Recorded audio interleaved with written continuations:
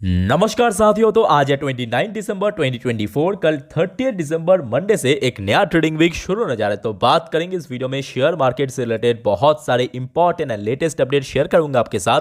उसके साथ साथ ग्लोबल मार्केट का हालचाल, एफएसडीएस का डेटा और मोस्ट इंपॉर्टेंट पार्ट कल मार्केट प्रेडिक्शन। तो रिक्वेस्ट करूंगा आप सभी को प्लीज वीडियो को बिना स्किप के पूरा अंत तक जरूर देखना, और खास करके इस वीडियो के आखिरी 3-4 मिनट पे जब हम बाजार को एनालाइज करेंगे, समझने की कोशिश करेंगे कि कल 30 दिसंबर बाजार किस तरह मूव कर सकता है, उसको तो कतई मिस मत करना। ओके, तो चलिए सबसे पहले हम देख लेते हैं हमारे एनालिस्ट ने क्या स्टेटमेंट दिया कल यानी सोमवार को बाजार किस तरफ जा सकता है। दोस्तों आज इस टॉपिक को कवर किया शैम को सिक्योरिटीज की तरफ से एक एनालिस्ट ने। अब जरा सोच के देखिए लास्ट डे क्या हुआ था। लास्ट डे एकदम फर्स्ट शुरुआती दौर में निफ्टी 50 जो है ना 23,900 इस लेवल को ब्रेक करते हुए पहुंच गया था।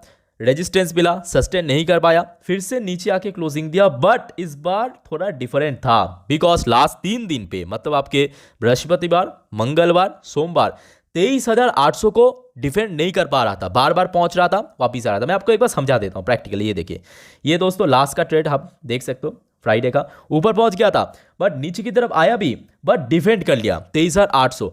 तो ये थोड़ा सा मैं कहूंगा डिफरेंस है। इसके पहले अगर आप देखेंगे, ये देखिए, इसके पहले थर्सडे पहुंच गया था, डिफेंड नहीं कर पाया, वापिस आ गया। उसके पहले मंगलवार पहुंच गया था, नीचे आया, क्लोजिंग दिया। सोमवार देखिए एकदम same story, exact same story. देखिए 23,800 क्रॉस कर गया था, फिर से वापिस आके नीचे क्लोजिंग दिया।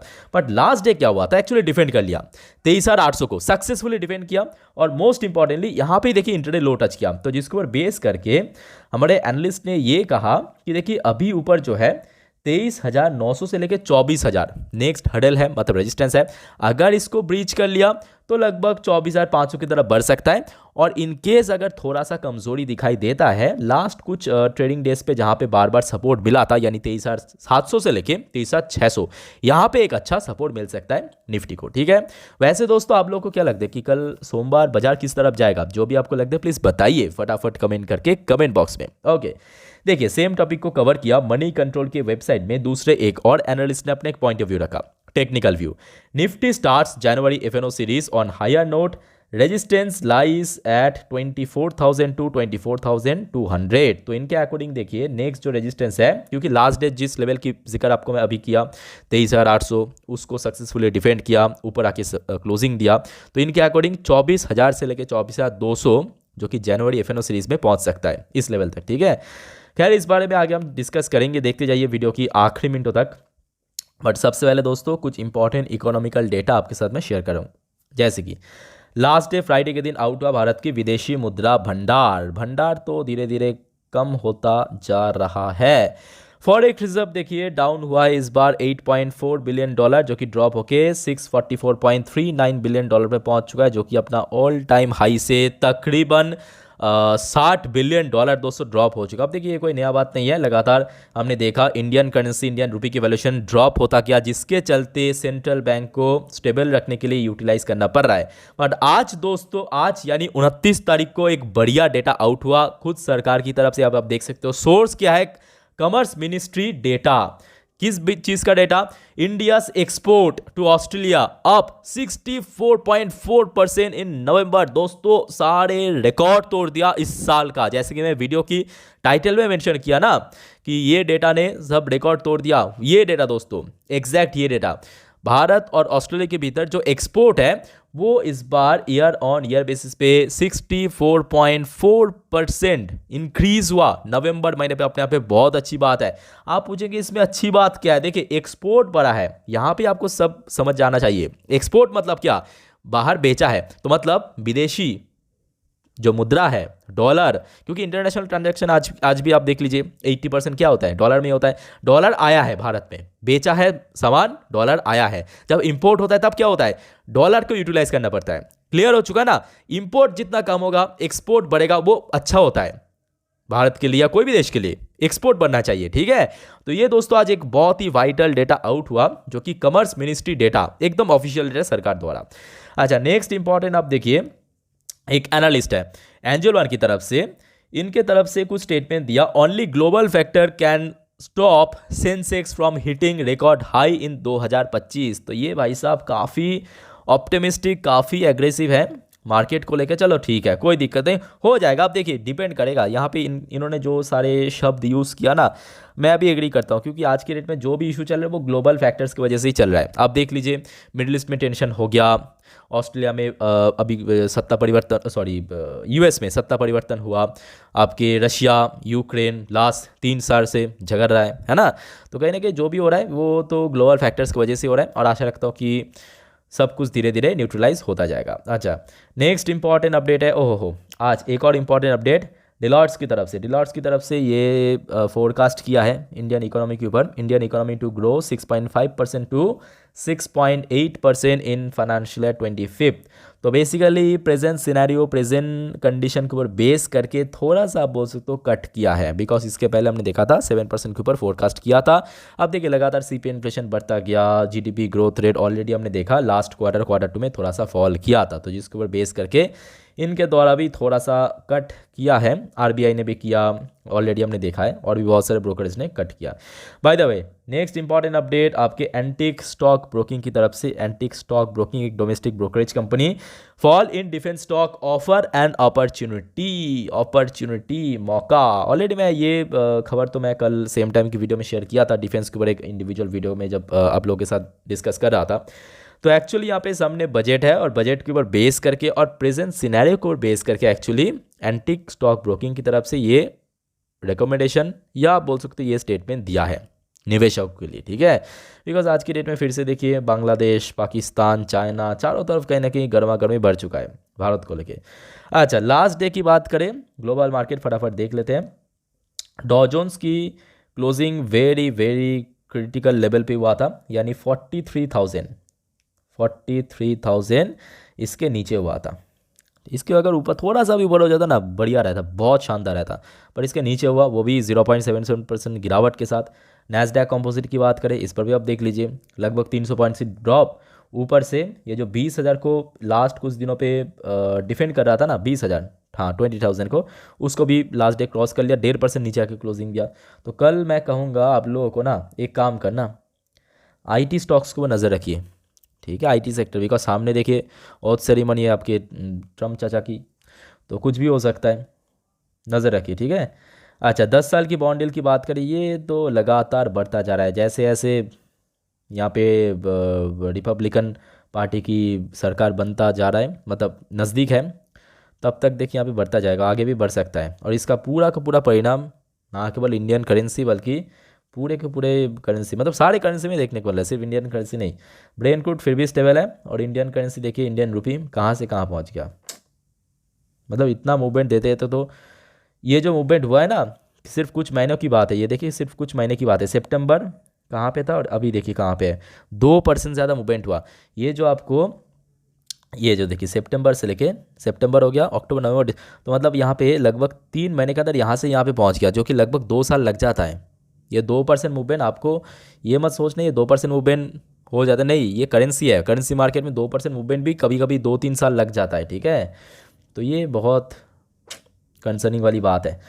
बाकी Wipro limited adhere version closing काफ़ी अच्छा हुआ, 1% ऊपर। इन्फोसिस की क्लोजिंग थोड़ा सा नीचे, एचडीएफसी बैंक की क्लोजिंग थोड़ा सा कमजोरी के साथ, एंड आईसीआईसीआई बैंक भी थोड़ा सा कमजोरी में क्लोजिंग दिया था, मतलब एडियर वर्जन जो भी इंडियन कंपनी की शेयर वहाँ पे लिस्टेड है।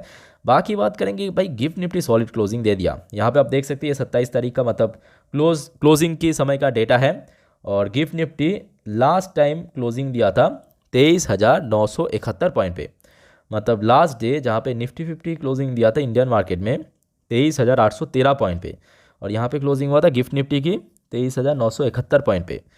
तो अप्रॉक्सीमेटली अगर हम बात करें, बहुत शानदार क्लोजिंग हुआ था, ऑलमोस्ट अगर हम रफली मान लें 160 पॉइंट के आसपास पॉजिटिव में क्लोजिंग दिया। तो यहाँ से अगर हम, क्योंकि ये जनवरी की फ्यूचर है गिफ्ट निफ्टी की, अगर हम 100-120 पॉइंट हटा भी ले तो भी आप समझ पा रहे हो कि थोड़ा सा स्ट्रॉन्ग क्लोजिंग हुआ था। अब देखिए इसके बीच में कोई नेगेटिव खबर तो नहीं है ना। तो कल सुबह तक आई थिंक कि अगर सब कुछ सही रहा ऐसे जैसे चल रहा है, एक अच्छा ओपनिंग दिखाई दे सकता है, पॉसिबिलिटी है, ठीक है। अच्छा, बात करेंगे एफएसडीएस का डेटा, पर उसके पहले दोस्तों अगर आपको वीडियो भी तक अच्छा लगा, इन्फॉर्मेटिव लगा, प्लीज़ वीडियो को लाइक करना, और प्लीज़ दोस्तों चैनल को सब्सक्राइब करके जरूर रखना। आप लोग अक्सर भूल जाते हो, आप लोगों के लिए इतना बढ़िया कंटेंट, इतना बढ़िया अपडेट्स आपको दे देता हूँ। पूरे दिन की लेटेस्ट अपडेट आपको मिल जाता है इसी एक वीडियो में, है ना। तो चैनल को सब्सक्राइब करके जरूर रखना और मुझे फॉलो भी करके जरूर रखना इंस्टाग्राम, फेसबुक पे। लिंक आपको नीचे डिस्क्रिप्शन बॉक्स में मिल जाएगा, वीडियो के नीचे डिस्क्रिप्शन बॉक्स में, ठीक है। बिकॉज वहाँ पे मैं जितने भी इंपॉर्टेंट अपडेट ना सबसे पहले स्टोरी के थ्रू अपडेट देता हूँ। By the way, last day DS द्वारा खरीदारी देखने को मिला 2544 करोड़ की शेयर। एफएस ने सेल किया 1323 करोड़ की शेयर। एफएस ने लास्ट वीक में फिर से काफ़ी हद तक सेल कर दिया। बाकी मिडिल ईस्ट की तरफ से अभी देखिए कोई नया अपडेट तो नहीं है। और TA35 आज वहाँ पे एक्चुअली बाजार ओपन हो जाता है संडे से।